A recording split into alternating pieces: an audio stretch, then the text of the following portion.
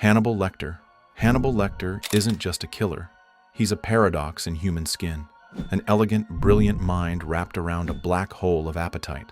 First introduced in Thomas Harris's 1981 novel Red Dragon, Lecter was already a terrifying presence on the page, a gifted psychiatrist, a connoisseur of fine art, and a man with a taste for human flesh. But it wasn't until The Silence of the Lambs in 1991 that he truly became legend. Anthony Hopkins' chilling portrayal, calm, cultured, and disturbingly charismatic, etched Lecter into our collective nightmares with just 16 minutes of screen time. What makes Hannibal Lecter so terrifying isn't his brutality, it's his poise. He doesn't kill in fits of rage or lust. He kills with calculation, with intention, often with etiquette. He's the kind of predator who will offer you a glass of Chianti before carving you into tomorrow night's entree. He quotes Dante while slicing flesh. He critiques art while butchering bodies. He is both surgeon and savage. Johan Liebert. Johan Liebert isn't a killer in the traditional sense. He's not a slasher. He doesn't wield knives or traps. He doesn't even always commit the murders himself. He convinces others to do it for him, and that makes him far more dangerous. Introduced in The Manga Monster by Naoki Urasawa, Johan is a young man with the face of an angel and the soul of an abyss.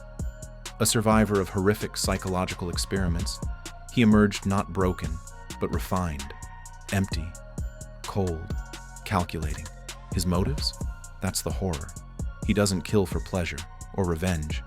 He kills to explore the void inside humanity, to prove that identity is fragile, that life is meaningless. He drives people to madness, suicide, and murder with a whisper. He smiles gently while leading you to your own destruction. Unlike supernatural killers, Johan is terrifying because he exists in our world. No powers, no masks, just influence, charisma, genius. His ultimate goal is oblivion, to disappear so completely that no one even remembers he existed, a ghost before death. His foil, Dr. Tenma, believes in the sanctity of life. Johan believes in its absurdity. And the collision of those ideologies becomes one of the most chilling philosophical duels in fiction. Jigsaw. John Kramer, better known as Jigsaw, isn't your typical slasher. He doesn't chase people with a machete. He doesn't kill randomly. He gives you a choice. After surviving cancer and a failed suicide attempt, Kramer sees the world differently. He believes people waste their lives, so he creates games, twisted, torturous traps designed to make victims appreciate survival. If you want to live, you must suffer. He doesn't see himself as a murderer. He never kills directly. He presents a moral test, and whether you pass or fail is up to you. That's his delusion. That's what makes him horrifying. His legacy spreads across the Saw franchise, even after his death. His disciples, Amanda and Hoffman, continue his work, often twisting his philosophy even further. But it all begins with a man who believes pain is the path to redemption. The traps are gruesome, symbolic. A lawyer who lied gets her tongue ripped out. An addict must dig a key from their eye. It's justice through suffering, morality through mutilation. Light Yagami. What if you could kill anyone, anywhere, just by writing their name? That's the premise of Death Note, and Light Yagami is the one holding the pen. A gifted high school student bored with life, Light discovers the Death Note, a notebook that kills anyone whose name is written in it. At first, he uses it to punish criminals, to create a better world. But quickly he becomes intoxicated with power. He adopts the name Kira and becomes a godlike figure, a judge, jury, and executioner. Anyone who questions him dies. Anyone who might expose him dies. He's not saving the world. He's building an empire, and he rules it with fear. His battle with L, a mysterious detective, is one of fiction's greatest mind games. Genius versus genius. Justice versus justice. And through it all, Light believes he is righteous, holy, untouchable. But hubris is his downfall. He thinks he can outwit death itself, and in the end, he becomes the very evil he set out to destroy. John Doe. In David Fincher's C7N, we never really know John Doe. We don't see him until the final act, but his presence haunts every frame. He murders based on the 7 deadly sins: gluttony, greed, sloth, lust, pride, envy, wrath. Each one methodical, symbolic, ritualistic. He doesn't kill out of rage. He kills to send a message. When he finally turns himself in, it's not guilt, it's part of the plan. He wants the detectives, Somerset and Mills, to bear witness. He wants Mills to play his final role. And when he reveals the sin of envy, he sets up wrath. The ending? Legendary. Haunting. What's in the box? Echoes through cinema history. And in just a few minutes of screen time, John Doe becomes one of the most iconic and horrifying killers ever put to screen. Because he doesn't see himself as a villain. He sees himself as a prophet. And that's what makes him truly terrifying. Dexter Morgan. Dexter Morgan is a killer with a code. A forensic blood analyst for Miami Metro by day. A serial killer by night. But not just any killer. Dexter only targets other murderers. The ones who slip through the cracks. The ones who deserve it. He was raised by a cop, his adoptive father Harry, who saw the darkness in Dexter early and taught him how to channel it. The result? The code of Harry.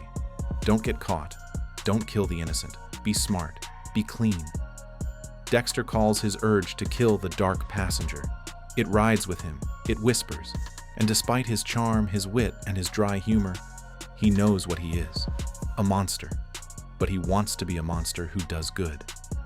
As the series unfolds, Dexter starts forming real human connections.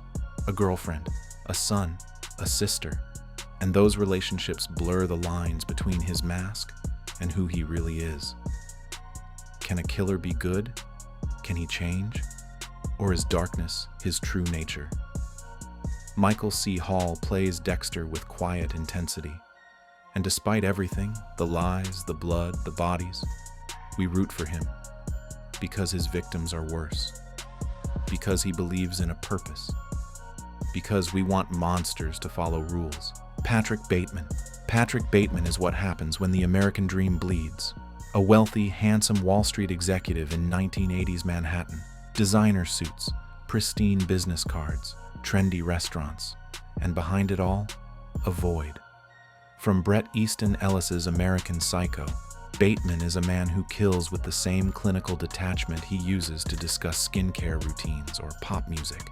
He tortures the homeless. He dismembers sex workers. He murders colleagues because they have better taste in fonts.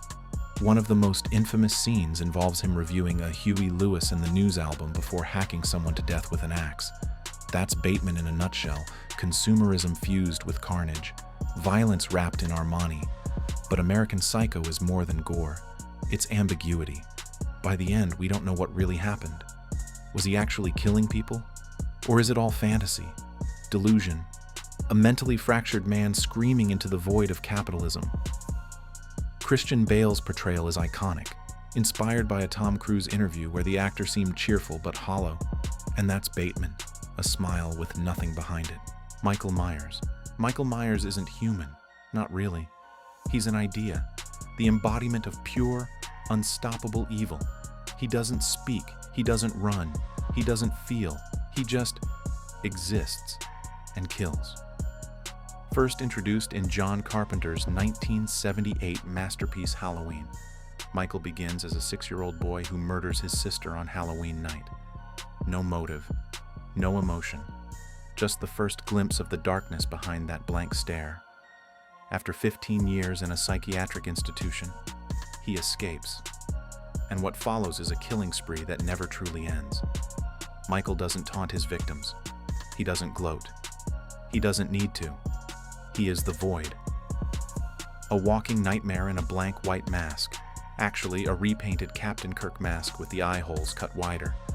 His silence is his power, and his slow, relentless pace is more terrifying than any chase. Dr. Loomis, his psychiatrist, put it best. I realized what was living behind that boy's eyes was purely and simply evil.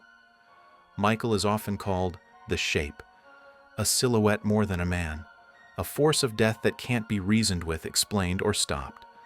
Across dozens of sequels, reboots, and retcons, Michael's mythology grows weirder. Druid cults, supernatural invincibility, even timelines where he dies and comes back. But at his core, he's always the same. An unstoppable entity who exists for one purpose: to kill. Each of these killers is more than just a body count. They reflect something deeper: flaws in society, human nature, or ourselves. Whether they kill with intellect, silence, or philosophy, they haunt us long after the screen fades to black. If you enjoyed this breakdown, make sure to hit that like button and subscribe to the channel for more deep dives into the darkest corners of fiction. Until next time, stay curious, stay safe, and beware of the monsters that don't look like monsters at all.